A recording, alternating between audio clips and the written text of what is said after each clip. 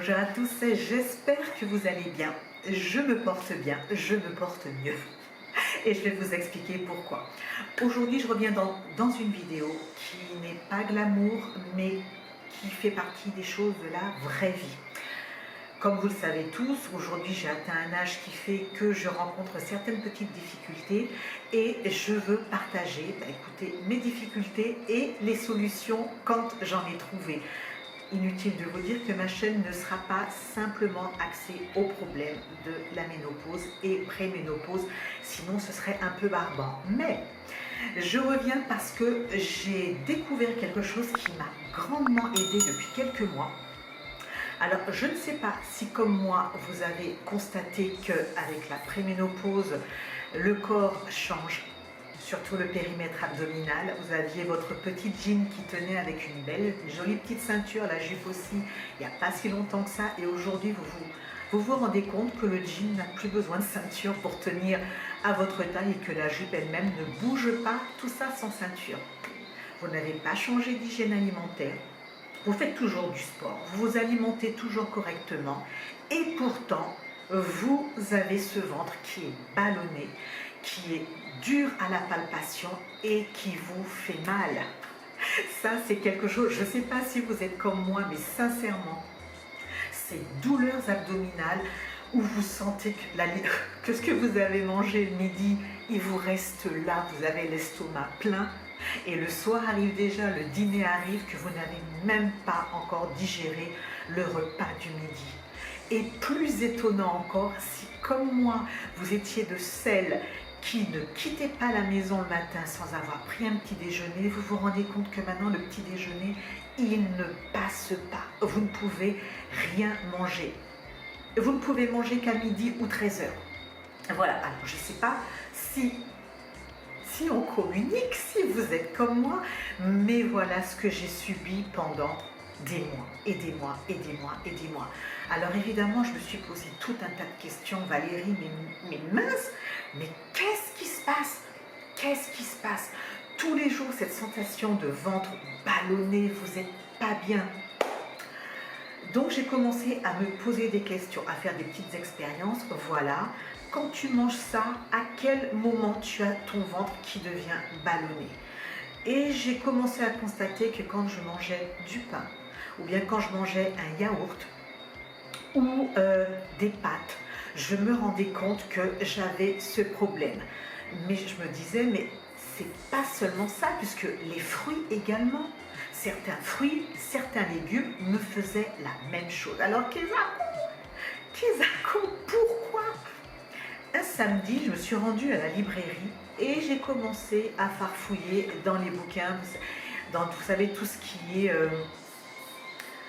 problème de focus, tout ce qui est alimentation, etc. J'ai farfouillé et je suis tombée sur un petit, tu vas focuser sur un petit livre de poche avec un mot qui m'a interpellée, FODMAP.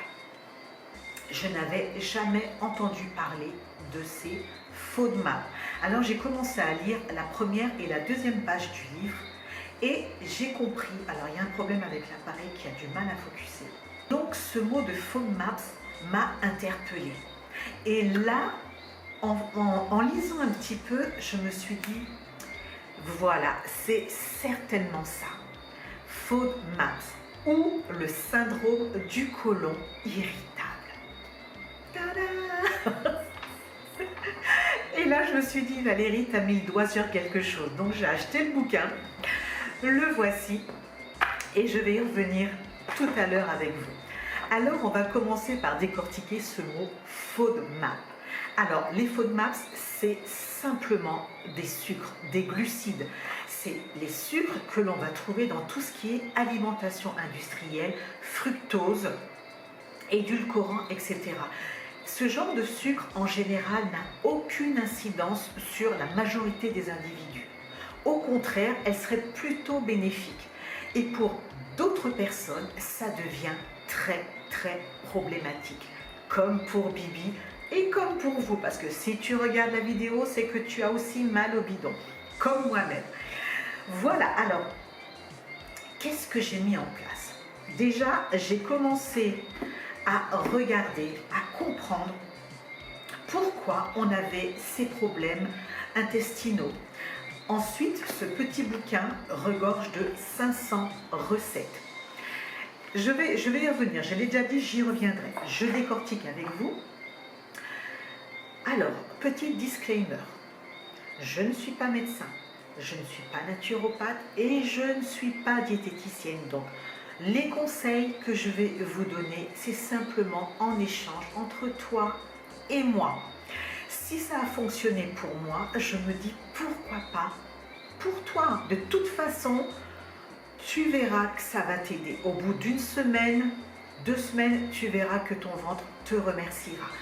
Pour les sceptiques, vous avez votre médecin traitant. Pour ceux qui ont une diététicienne, posez-lui la question. Je pense qu'elle vous dira, ça ne peut pas vous faire de mal, essayez. Alors, qu'est-ce que j'ai mis en place? Première chose, je ne mange plus de pain confectionné avec la farine de blé traditionnelle. Je ne mange que du pain au levain. Depuis des mois, maintenant ça fait près de 6 mois que je ne mange que du pain au levain. Et sincèrement, ça change déjà beaucoup de choses. Tout ce qui est pâtes maintenant, je n'utilise que des pâtes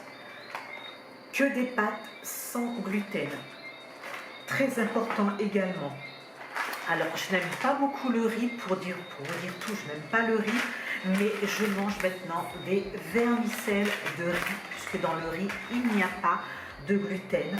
Je privilégie également couscous aux pois chiches, quinoa rouge et bien d'autres choses. Et depuis que je mange ce genre d'aliments avec les pommes de terre, avec d'autres légumes également, je vous mettrai la liste là quelque part, mon ventre me dit merci. Et en ce qui concerne les sucres, pareil, il faut faire très attention pour savoir quel sucre vous devez consommer. J'avais essayé également le pain sans gluten, mais il coûte très cher, je trouve que c'est prohibitif comme tarif. Et j'avais le sentiment de manger du papier. En fait, ça n'a pas de texture. Voilà, vraiment, ça m'a vraiment déplu. Le levain, vous pouvez y aller. J'avais pour coutume également de privilégier le sirop d'agave. Mais j'ai compris également que le sirop d'agave n'est pas bon pour les gens qui souffrent en fait du côlon irritable parce qu'il est bourré de FODMAPs. J'utilise maintenant tout ce qui est sirop d'érable et tout ce qui est sucre de coco que j'achète en pharmacie ou en magasin bio. Et ça également, c'est meilleur, je le tolère beaucoup mieux. Je vous conseille également tout ce qui est farine de maïs qui est excellente, alors soit sucrée, soit salée, donc ce qu'on appelle la polenta ou alors les crèmes de maïs que j'aime bien manger avec des pruneaux. Alors attention pour ce qui est des légumes secs que j'avais tendance à manger de façon pléthorique. Alors je pensais que mon problème intestinal venait du fait que je sois constipée, donc je mangeais énormément de pruneaux et beaucoup de fruits secs, en fait tout ce qui était abricots et raisins secs. Et figurez-vous que les fruits secs sont bourrés de FODMAPs. Alors je ne vais pas vous dire de ne plus en consommer, ce serait vraiment dommage. En revanche, réduisez considérablement votre consommation de fruits secs. Alors ce régime, entre guillemets, cette hygiène alimentaire sans FODMAPs, elle va durer une période. En général, ils disent 3 à 4 semaines. Et ensuite, vous réintroduisez de façon progressive les aliments que vous aviez mis de côté. C'est ce que j'ai commencé à faire, mais évidemment, quand je recommence à manger des pâtes de blé ou du pain, je recommence à avoir mal au ventre. Donc, j'ai décidé en fait de continuer cette hygiène alimentaire sans FODMAPs un peu plus longtemps. J'adore les produits laitiers. Je vous conseille également, plutôt que de manger le yaourt basique, classique, privilégiez les yaourts sans lactose. Vous verrez également que vous vous sentirez beaucoup mieux si, comme moi, vous aimez les yaourts. C'est ce que je fais Tout ce qui est lait maintenant, le lait de vache, je l'ai prohibé totalement et je privilégie tous les laits végétaux, en particulier les laits d'avoine que j'adore, le lait de riz. Alors pas trop le lait de soja, faites attention au lait de soja qui a une incidence pour tout ce qui est hormonal. Vous pouvez prendre du lait de soja mais en petite quantité et pas très souvent. Vous avez également tout ce qui est lait de noisette, lait d'amande qui sont vraiment excellents. Tout ce qui est hygiène alimentaire doit être, alors c'est moi qui vous le dis, vous faites ce que vous voulez, mais c'est vraiment essentiel, surtout quand on vieillit, pour garder votre masse osseuse et vos muscles, puisque vous le savez, tout comme moi-même, qu'à partir de 50 ans, vous avez une fonte musculaire et la densité osseuse diminue. Donc, continuez à vous alimenter en continuant à consommer les protéines, elles sont très importantes. Si, comme moi, vous bannissez petit à petit tout ce qui est viande animale, n'oubliez pas de consommer tout ce qui est protéines végétales. Je reviendrai dans une vidéo, je pense rapidement, pour vous parler de tout ce qui est protéines végétales et surtout continuer ou commencer une activité sportive. C'est vraiment important. C'est quelque chose qui doit faire partie intégrante de votre hygiène de vie. Je n'arrêterai jamais de vous le dire. Continuez également à vous hydrater énormément puisque on a la peau, on a les cellules qui commencent à se régénérer de moins en moins rapidement. On dirait un scénario catastrophe apocalyptique. Pas du tout. On peut vieillir bien, les filles. C'est tout à fait possible. Une bonne hygiène de vie. Donc ça passe par un bon sommeil. Alors c'est pas évident, je sais que c'est pas évident. Pareil, je vous en reparlerai ultérieurement. Une bonne hygiène de vie, une bonne alimentation et du sport. Et l'hydratation en interne et en externe, c'est très important pour continuer à vieillir, mais vieillir bien. Donc voici le livre dont je vous parlais tout à l'heure. Donc il a été écrit par le docteur Pierre Nice, qui est endocrinologue et nutritionniste. Donc vous avez 500 recettes. Donc ça passe du petit déjeuner aux encas, déjeuner, dîner, et vous avez les green juice et les smoothies dedans. Et si vous êtes comme moi, vous n'aimez pas cuisiner, c'est vrai que je déteste passer du temps au fourneau. Alors si vous êtes comme moi, ce livre, il est fait pour vous. Ce sont des recettes qui ne nécessitent que très peu d'ingrédients. J'ai fait quand même pas mal de recettes. Et j'adore tout ce qui est smoothie, ils sont vraiment excellents. Tout ce qui est petit-déj aussi, vraiment top. D'ailleurs, je continue à les faire.